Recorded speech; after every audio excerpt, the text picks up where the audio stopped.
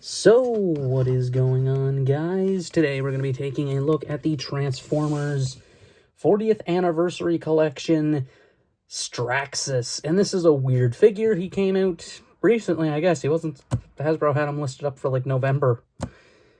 He showed up. I didn't even know he was coming. Like, I literally got 2 packages yesterday, and then I was like, what's the second one? And it was him. And I was like, okay, I will take that. And Straxus here is a bit of an oddity. He is a remold of Kingdom Galvatron, which isn't that bad of a thing, because I really like that figure. And I have a weird affinity for Straxus, because I remember owning that Generations toy as a kid, and then I lost it, and then basically I had the whole thing where it was like, I needed to put them back together. I found them, and then, yeah. Then I heard they're doing an updated one, and I was like, yep, I'm there, and I got him. And he is really cool. One thing I have to note, though, before we really get things going, the box is really cool. It's really neat. They all have this unique box. Nice comic book art on the side. Not enough space in here to show the whole thing, but it is really cool on the back. They also have that whole thing, and it does have like a Velcro kind of opening, like flap on the front. It just opens up. These aren't sold in stores. And then you have the whole thing about Straxus. It's really neat. It's really cool. I like it. I'm keeping this box 110%. But Straxus himself is really just Galvatron, but with a lot of new parts. The legs are completely Galvatron. This is Galvatron. I think this is different, though, the front crotch piece. The forearms are different. I know that. I don't think the hands are. These sections here are different. They used to be able to actually go up on Galvatron if you wanted. It would get rid of this joint, but you could put them there and it would look nice. He still has the shoulder things, the chest's different, and the head is very different. The head sculpt is one of the more unique things. If I'm not mistaken, he is based off of, like, Cobra from G.I. Joe, kind of. Which is really odd. I mean, kind of nice, though. It looks interesting. He doesn't really have eyes. They're, like, really inset. It's like a mask, and his head just looks really strange. And one of the other things to note about this guy is the paint job, where he kind of has this comic book stuff going on. You'll probably notice, like, these black lines here. They're all over him. They're on the legs. They're on the arms. They're on his gun, even. On his head, he only really has the one there, and then he has these kind of, like, specks there on the knees and on the front of the chest, which are not really that noticeable from a distance. It's only really noticeable close up, so he's actually really good. And he's kind of, like, I think him and Flame, and I don't know the other guy's name. Everyone else is just kind of like, oh, it's Grimlock, oh, it's Shockwave, you know? Who really cares that much about them? Because they've had other releases, you know what I mean? Straxus here, this is like his first release since that Generations toy. So, yeah, he kind of needed this one. I mean, it just looks really, really cool. The paint's nice. Everything about him looks good. He has 2 accessories, one being this nice pickaxe axe thing. I like the pickaxe from the Generations one more, I'm not going to lie to you. It's just a bit more unique. This is more accurate, though, to the one in the comics, as I can see on the box. It does have one fin on this side. The other fin is replaced with a peg, so you can store it in the alt form or just in general. There it is. There's a peg hole back there and then a slot. And his gun is blatantly just the barrel of the cannon mode he turns into. You can peg it on the arm, but since it's Galvatron, it goes on the upper arm. I hate cannons that go on the upper arms. I know people like that with Starscream and everything like that. I don't like that. I'd rather it on the forearm, because then you can get elbow bend with it, and you can get, like, movement with it. You know what I mean? I'm just not a big fan of arm-mounted, like, shoulder-mounted cannons. That's just my thing. But as far as it goes, it looks really good. And, I mean, the robot mode's great. The articulation's also quite good. Ball joint in the head, forward and back, outward, a swivel, a double elbow joint, a wrist swivel, which he desperately needs with that pickaxe, and also a bit of in and out as well. He does have a waist, though it's a bit restricted. It is there, though. You kind of would have to unpeg this back section a little. It's a little strange to get it going, but it is there, forward and back with the leg, outward, knee joint, swivel, and ankle tilt, and that is basically it. So not a ton, but, you know, it's pretty basic stuff. There's not really a lot wrong with that articulation, not really a lot wrong with Straxus. But that's basically it for the robot mode, so let's just get to the transformation, which is pretty basic and easy, if I'm being honest. It's actually really nice. The first thing you do, remove these weapons, and we're just going to do this now, because this does technically go with the alt form. Flip the blades up like that, and that's all you do. So we're going to start working on the arms first, because they're kind of the easiest. Flip in the hands here. Once you've done that, you're going to take the arm and it's going to fold up, and you can probably see the bright blue tabs or slots there because the shoulders are painted. You just do that, and then these little kibble sections that are on his back, I didn't really note they kind of have like a missile pod detail there. They just peg in like that, and then you can fold them all the way out like so. That's it. Next up is the legs, so we're going to come down there and move those side skirts out of the way, and then come around to the back and flip out this section.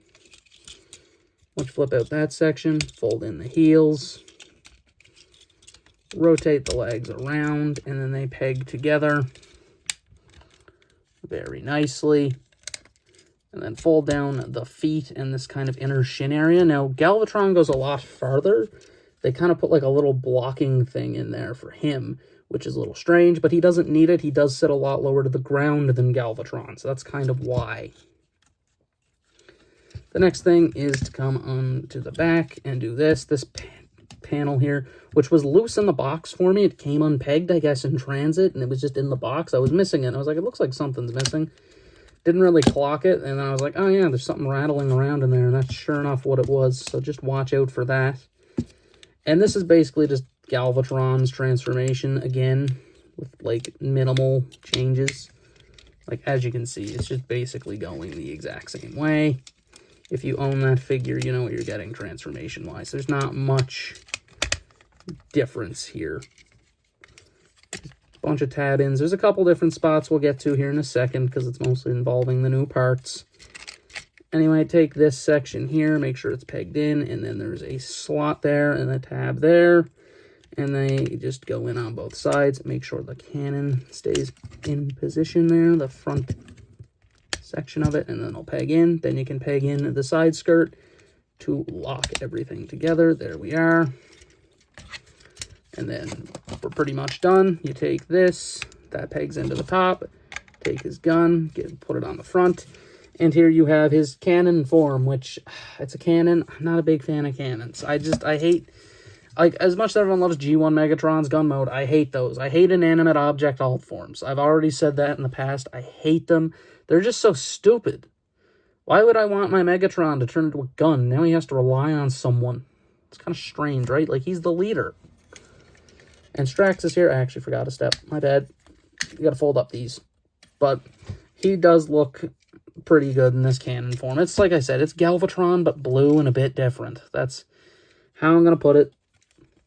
Galvatron, but blue and a bit different. The kind of paint is still there. You have a bit more of that, like, ink spots here, up there. You have a bit of shading under the barrel. It looks quite good. I mean, everything about this mode looks really nice. It does sit well as well. I can't really show it unless I tip this down. There it is. You can see how bad the background is on the bottom. I don't know. Everything scuffs it. Literally every little bit of paint is on there. But we have a very interesting cannon. It's a cannon. It rolls as well. It has little wheels on them, so it's pretty fine. I'm pretty all right with it. Apparently, it is accurate. And I could see it as some kind of weird space tank, if I'm being honest. I could see it. I could, like, a giant war machine. But that's really it for his alt mode, and that's really it for Straxus. So let's just get to my final thoughts on him. And as far as they go, he's just Galvatron again, but he's a character that it's like a weirdo. For one, he has a very interesting paint job, and I really, really think they're probably going to put him out eventually again without this weird paint job, and if they don't, I'd be completely fine with it, because like I said, he's a weirdo. He doesn't really need another figure, but he is very much available. Apparently, Hasbro, they confirmed when they announced him that basically they're going to be available in massive quantities because they're online exclusive. You can get them at Hasbro Pulse and probably other collector spots, I'm guessing. But as far as it goes for him, he's not a mass retail toy. So he's going to be quite widely available on there along with the other ones. I'm probably going to get the Flame as well, just because I kind of was, like, interested in that. But I didn't expect this guy to show up, and he was a good surprise, except I already knew the mold, and I already love this mold. I gave this mold a 5 out of 5 in the past, so yeah, I'm going to give it a 5 out of 5 again. I like it. It's just a really simple mold. It's really nice. It's a big, chunky leader class figure. You're not going to be disappointed with them, most likely. It's just basically on if you like the paint scheme and if you care about Straxus.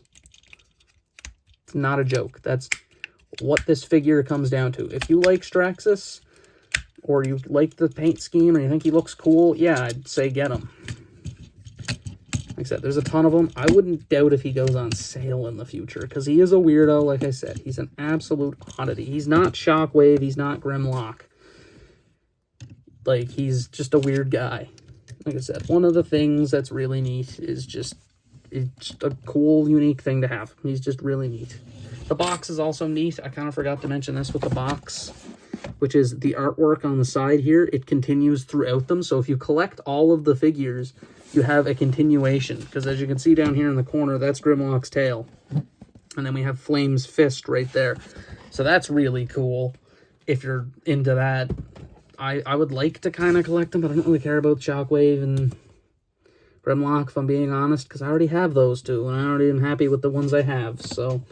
But I will get Flame, just because it's a weird figure, and I don't see Flame getting another figure for a while. But that's really all for this review, and 5 out of 5, that's it. But that's been a review of Transformers 40th Anniversary Straxus. This has been L.Delete signing out.